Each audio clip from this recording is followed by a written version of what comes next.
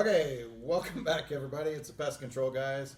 We are still here, still talking about Holding down the pests. fort. Different shirts, though. Different shirts. All Today right. we're talking about moths, right? That's the rumor. Yep. Okay, Kevbo, what are your major questions on moths? Well, number one question is, what are these little moths in my house? Well, you know, my wife tends to leave the door open. I'm kidding. It's my What? kids at night with the lights on outside. And there are a few moths that'll come in from the outdoors. They love the light. They're like, Yep. Go towards the light. But those are not the moths that we're talking about right now. There's, So little ones are indoor moths. yeah. There's a bunch of different species, but they could be Indian meal moths, pantry moths. Clothes moths. Ooh, they eat clothes. Yeah. You don't like that. Trust me. So, just to be clear, these types, like your clothes moths and your Indian meal moths, they're not the ones that are flying around your back porch light at night. No. These are coming in a different. And they're typically smaller. They're usually near food and pantries and stuff like that. Gotcha. I think there's flower moths too. There are. And a lot of times they're coming in as larvae already on certain things, whether it be food. Yeah, box of cereal full of moth Moths. Hey, thanks. Gotcha. The gift that keeps on giving. yummy. So, Word to self: do not Yeah. take used clothes or used furniture. well, and like we said, they're typically not flying in from outdoors somewhere. Gotcha. All right. Let's go to number 2, guys. What causes moths in your house? I guess we kind of touched on that, but yeah, exactly. How they're going to come in your grain, your flour, something like that has been Furniture. exposed. Your furniture, right? Yeah. So if you go to a garage sale and you pick up this sweet set of drapes or something, it could have moths in it, or clothes even. Clothes are the big one, and then any of the pastas or any of the dog foods or anything that you bring in may potentially have the larva in the bags or on the bags, and then it causes massive amounts of problems. Yeah, because then they start breeding and they've got food. And they All right, guys. Moving on. Number 3. What causes moths in the bedroom? So if you didn't get, like, let's say you hadn't been to pick up anything from the Salvation Army, you didn't get drapes, and you got moths in your bed. Like, how does that happen? You know what I mean? Yeah, there's several reasons why they could be in there, but if they like go to your bedroom or something like that, they like warm areas. So if it's cold outside, they're going to want to be inside. They have places for them to hide. They have places for them to breed, and they have food and water sources in your Well, house. how do they have food? Typically, your clothes, your dirty clothes, Starch? have oils on them, Oils, starches, especially any type of wool clothing. So that's a food source then? Yeah. Well, Okay. and that becomes a major problem, and I think we're going to talk about that in the next question. So, Yeah. How do you know if you have a moth infestation? so Well, if you see moths, yeah, especially in your closets, your pantries, you know you've got a problem.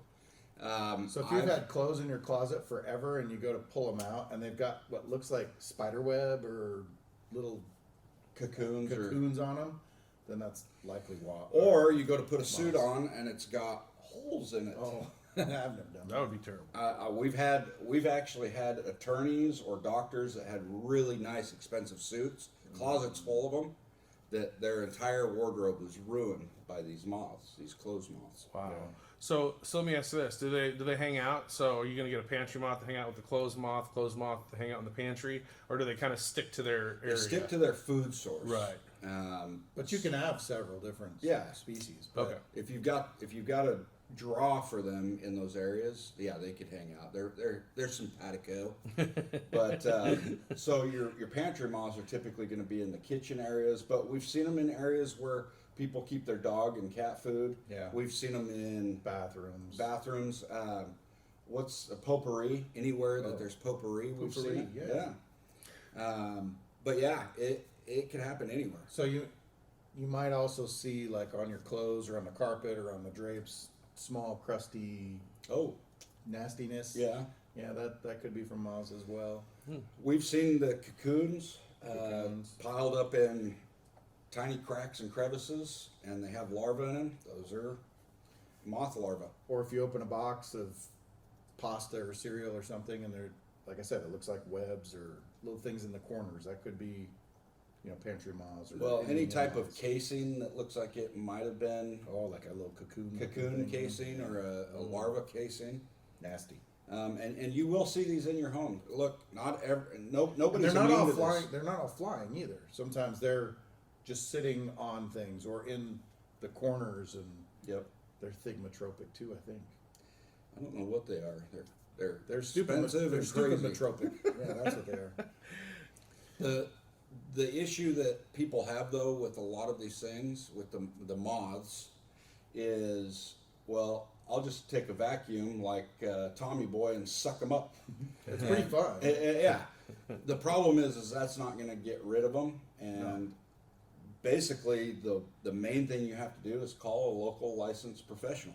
Yeah, and it's not something like a fogger is going to No. take care of either. Well, because if you don't get rid of the larva, you don't get rid of the food source, you are going to continue to deal with the problems over and over. And you're going to go through clothes, you're going to go through food, you're going to go through all these different types of things if you don't get them taken care of right. Yeah, for sure. So number 5, guys, is how do I get rid of indoor moths? Well, I think there's 2 parts. I think we just did. Yeah. Obviously, you've got to call a professional company, like you just said. Yes. But another thing you've got to do, and they should prep you to do this, is you've got to put away and seal up foods and dog foods and the other sources that they're coming into. So if you've got lentils or cereals, you can't just leave them in an open package. You've got to put them in a sealable container, like Tupperware or something like that. Airtight. Airtight. Anything like that. We have people say, well, I've got hundreds or thousands of dollars worth of food, especially in this era, thousands of dollars worth of food. I don't want to throw this away.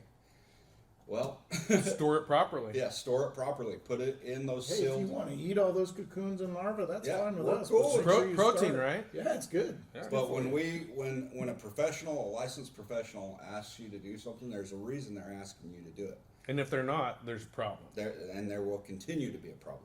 Yes. Yeah.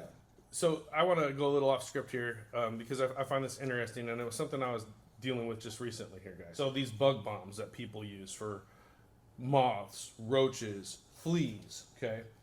So let's talk about that a little bit. First of all, that product is a kill on contact, right? Correct. For the most So part.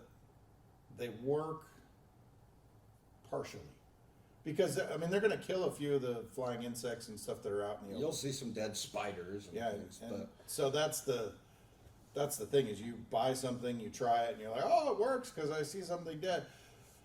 The major problem is what you don't see and what you're not getting. Like you said, the larva, the food source, all that stuff. and where did it push those other bugs? Well, the living bugs. that was going to be my next question. In my opinion, we've been dealing with some customers that they said the bug population had dropped for a couple weeks, And then came but right back. now it's back with a force, and they're calling us now to come in. So I was wondering if it's true that in my theory is that it's a contact kill, so they know it's a poison. So what they're doing is they're running into every little nook and cranny in the house that they can to survive to get away from the poison. Now when the poison dissipates, you have now spread that colony out, and the infestation now becomes larger. It's going to be worse. Or they put on their little gas masks. They do. And they're okay for a little while. No, nothing wants to die, and Right.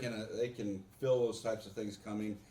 Bugs give off hormones, and they say, "I'm dying," and the others take off. Yeah, they call their buddies and they say, hey, man, there's something bad. And then So, everybody goes and hides. And not that we're trying to put down any product, because products work for some things and work for no. There's just not an aerosol that has great residual, and that's what you're looking for is residual type spray. So don't make your problems worse. Call a professional, and they'll be able to take care of it, not Absolutely. make the problem worse. The reality is, you set one of those off, it's going to kill the ones that are right here in the room, and then tomorrow the ones that hatch and everybody else are going to come out. So, do they work? Yes. Do they work? No, because they don't take care of the problem. Well, that wraps up for today. Thank you for your time, guys. Hey, thanks. We'll see you guys on the next one.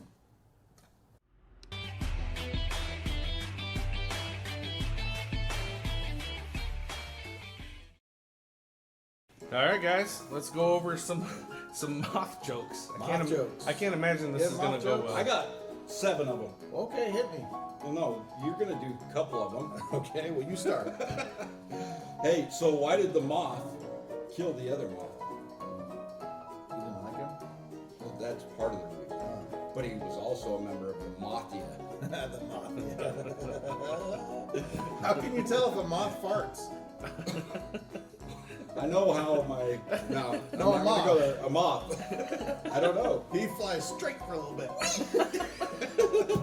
like that one. That's a good one. Oh, hey, what's a moth's favorite car? Ooh. I don't know. A Lamborghini.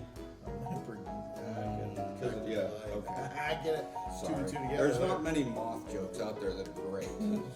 The fart So one's great. that reminds me. Why did the moth stick to the bride's face? I don't know. Because she was glowing. I thought it was from all the makeup from the Oh, wedding. well, that too. All right. So, what's the largest species of moth that we know of? Gypsy moth? Those are big, Yeah. but it's a mammoth. Oh man. They're extinct. The Brea tar pits. Yeah, no. yeah. So it's really sunny out today. What's a moth's favorite type of sunglasses? Polarized. Lampshades. So, what do you call a female moth that just recently laid some eggs? A mother. Mother. Sorry, guys, that's all we got for jokes today. And the fart one's good. Yes. Okay, so question 3 is, what causes moths in the bedroom? I started this one. All right, let's go. Is this a dad joke? Oh, so our jokes are not as funny as maybe some of yours. If you have good pest jokes, send them to us. Put them in the Please. comments. Send them to us. Whatever you want to do. If we really, really, really like it, what? I'm gonna give you a hat. We'll send it to you. Yeah. See you next time. Take care.